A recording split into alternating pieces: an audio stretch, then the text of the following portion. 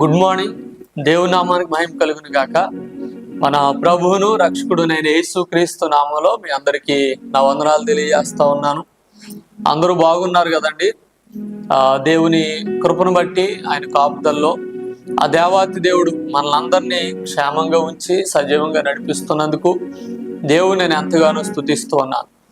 ప్రతిదినము ప్రతి ఉదయం దేవుని వాక్యం ద్వారా మన జీవితం ప్రారంభం అవడం అనేటువంటిది ఎంతో దీవెనకరం. మీరందరూ వాక్యం ద్వారా బలపడుతున్నారని నేను నమ్ముతున్నాను. ఉదయ కాలంలో దేవుడు మనతో ఒక శ్రేష్టమైనటువంటి సంగతిని జ్ఞాపకం చేస్తున్నాడు. మార్కు సువార్త 9వ అధ్యాయము 23వ వచనంలో, నమ్ముట నీ వలనైతే నమ్మువానికి సమస్తము సాధ్యమే అని యేసుక్రీస్తు ప్రభువారు చెప్పారు. ఈ మాట మనందరికీ చాలా పరిచయం. అదేంటండి, మేము నమ్మట్లేదా ఏంటి మాకు చెప్తున్నారు అని అనుకుంటారు. కానీ వాస్తవం ఏమిటి అని అంటే, మనం నమ్మట్లేదు, దేవుణ్ణి సంపూర్ణంగా నమ్మట్లేదు. ఇది నిజం. ఆయన యందు మన విశ్వాసం సరిగా లేదు అనేటువంటిది ఖచ్చితమైనటువంటి వాస్తవం. ఎందుకనంటే దేవుని వాక్యంలో మనం చూస్తే నమ్మడం అనేటువంటి సంగతి యేసుక్రీస్తు ప్రభువారు ఎంత ఖచ్చితంగా చెప్పారు అనేటువంటిది మనం అర్థం చేసుకుంటే, మన జీవితాల్లో మనం దేవుని పట్ల ఎప్పుడు విశ్వాసాన్ని కానీ నమ్మకాన్ని కానీ కలిగి ఉంటాము అని అంటే, మనకన్నీ మంచి జరిగి మేలు జరిగితే దేవుని మీద మనం ఆధారపడతాం, దేవుని నమ్ముతాం, మన విశ్వాసాన్ని మనం వ్యక్తం చేస్తాం. అదే మన జీవితంలో ఏదైనా కీడు జరిగితే, ఏదైనా నష్టం జరిగితే వెంటనే దేవుడు ఎందుకు ఆపలేదు, దేవుడు నాకు ఈ కీడు రాకుండా ఎందుకు చేయలేదు, దేవుడి నష్టం జరగకుండా నాకు ఎందుకు ఆపలేకపోయాడు అనేటువంటి ప్రశ్న చాలా మంది ఉత్పన్నమవుతుంది. నమ్మిక దేవుని పట్ల మనం కలిగి ఉండేటువంటి నమ్మిక ఎలా ఉండాలి అని అంటే, అది మనం ఎదుర్కొంటున్నటువంటి పరిస్థితులను బట్టి ఆధారపడి ఉండకూడదు. మన నమ్మిక ఏ స్థితిలోనైనా ఒకే రీతిగా ఉండాలి. మేలు కలిగితే ఒకలాగా, కీడు కలిగితే మరొకలాగా ఉండకూడదు. ఎందుకనంటే అన్ని పరిస్థితుల్లో దేవునిని మనం నమ్మగలిగినప్పుడే మన జీవితాల్లో మన విశ్వాసము స్థిరంగా ఉన్నట్టుగా మనము గమనించగలుగుతాం. దేవుని వాక్యంలో యోబు అనేటువంటి భక్తుడు మనకు కనిపిస్తాడు. యోబు గ్రంథంలో ఒక మాట మనం జ్ఞాపకం చేసుకోవాలి. యోబు గ్రంథము 2వ అధ్యాయము 10వ వచనంలో యోబు తన భార్యతో అంటాడు, మనము దేవుని వలన మేలు మాత్రమే అనుభవిస్తామా, కీడు అనుభవింప తగదా అని అంటాడు. యోబు చాలా ఆస్తిపరుడు. ఒక మంచి కుటుంబం ఆయనకుంది, భార్య, పిల్లలు, ఎంతో మంది పనివారు, ఎంతో ఆస్తి. ఒకానొక రోజున వాటన్నిటినీ కోల్పోవాల్సి వచ్చింది. యోబు అన్నీ కోల్పోయాడు, కానీ దేవుని పట్ల నమ్మకాన్ని మాత్రం కోల్పోలేదు. ఎందుకంటే అతని పరిస్థితి దేవుని పట్ల అతనికి ఉన్నటువంటి వైఖరిని మార్చలేకపోయింది, ఆ నమ్మికను మార్చలేకపోయింది.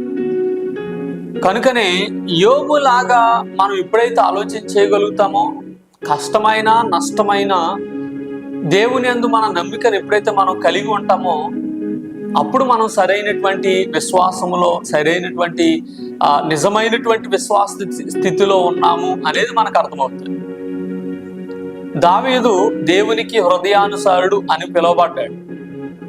ఆ దావీదు దేవుని చేత ఏర్పరచబడి ఒక రాజుగా ఆయన కొనసాగుతూ ఒక అద్భుతమైనటువంటి పేరు ప్రతిష్టలు తెచ్చుకుని ఉండగా, ఒకానొక సమయంలో తన సింహాసనాన్ని విడిచిపెట్టి కొండల మీద, మెట్టల మీద వెళ్ళి దాక్కోవలసినటువంటి పరిస్థితి దావీదుకి ఏర్పడింది. గమనించండి, రాజుగా ఉన్న, గొర్రెల కాపరిగా ఉన్న ఆ రాజరికాన్ని వదులుకొని ఎక్కడో దాక్కోవలసినటువంటి పరిస్థితి తనకి వచ్చినప్పటికీ దేవుణ్ణి మాత్రం దావీదు విడిచిపెట్టిన వాడుగా కనిపించడు. ఎందుకనంటే దేవుని పట్ల అతని నమ్మిక అతని రాజరికాన్ని బట్టి లేదు, అతని పేదరికాన్ని బట్టి లేదు. దేవునిని దేవునిగా నమ్మాడు, దేవునిని దేవునిగా విశ్వసించాడు. మనం ఆ రీతిగా దేవుని పట్ల మన నమ్మకాన్ని కలిగి ఉండాలి. మన విశ్వాస జీవితంలో అలాగే కొనసాగాలి. ఉద్యోగ అవసరత తీరాలని నమ్మడం, ఆర్థిక పరిస్థితులు మెరుగవ్వాలని నమ్మడం, అలాగే కుటుంబంలో ఉన్నటువంటి వారు పిల్లలకి ఎవరికో వివాహాలు జరగాలని నమ్మడం, అలాగే వ్యాధులు పోవాలని నమ్మడం. అంటే ఆ పరిస్థితి కొరకు నువ్వు నమ్ముతున్నావు, ఆ వ్యాధి కొరకు నమ్మడం, ఆ ఉద్యోగం కొరకు నమ్మడం. ఒకవేళ ఉద్యోగం రాకపోతే నిరాశపడ్డం, ప్రభు నేను నమ్మాను కదా, నాకు ఎందుకు ఇలా జరిగింది అని అడిగేవారు కూడా ఉంటారు.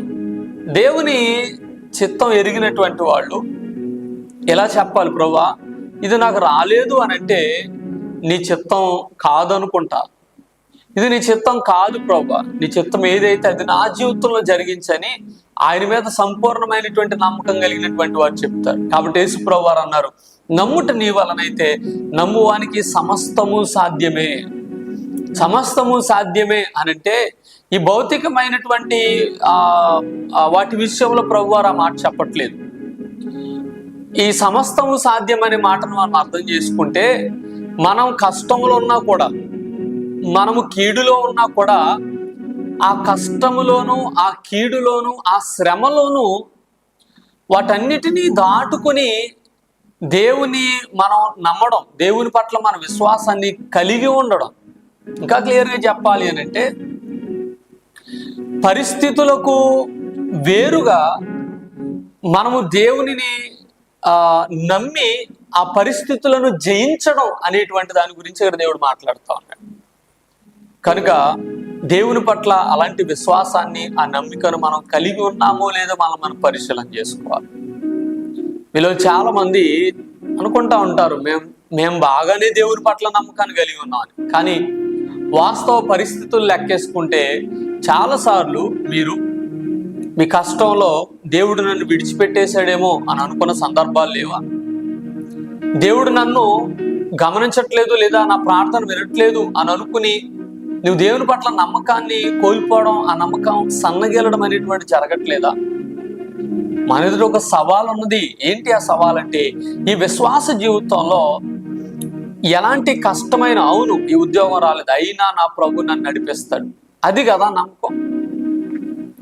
అవును ఈ అనారోగ్యం ఇంకా బాగవలేదు, పర్వాలేదు ప్రభు నన్ను నడిపిస్తాడు. ఈ ఆర్థిక పరిస్థితులు చాలా కష్టతరంగా ఉన్నాయి, అయినప్పటికీ ప్రభు నన్ను నడిపిస్తాడు.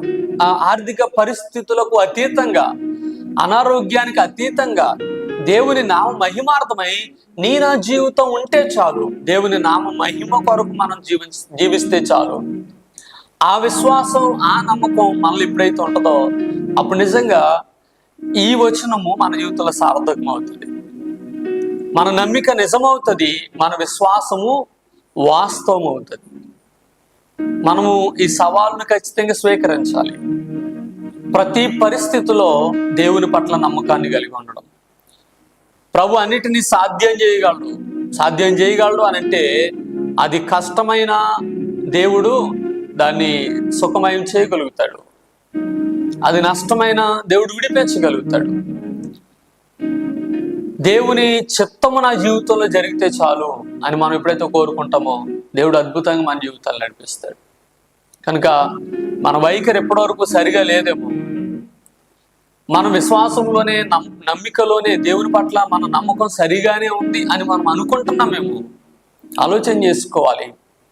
మీ జీవితంలో, మీ విశ్వాసములో, మీ విశ్వాస జీవితంలో మీరు ఎలాగ ముందుకు సాగుతూ ఉన్నారనేది పరిశీలన చేసుకోవాలి. ఈ ఉదయకాల సమయంలో దేవుని పట్ల ఒక తీర్మానం చేసుకో, ప్రభువా నేను ఎంతవరకు నమ్మకము అని అంటే నా అవసరాల కొరకు నమ్మడం అని అనుకున్నాను, లేదు ప్రభువా నిన్నుగా నేను నమ్మేటువంటి సహాయం నాకు దయచేయండి. దేవుని ప్రార్థన చేయండి.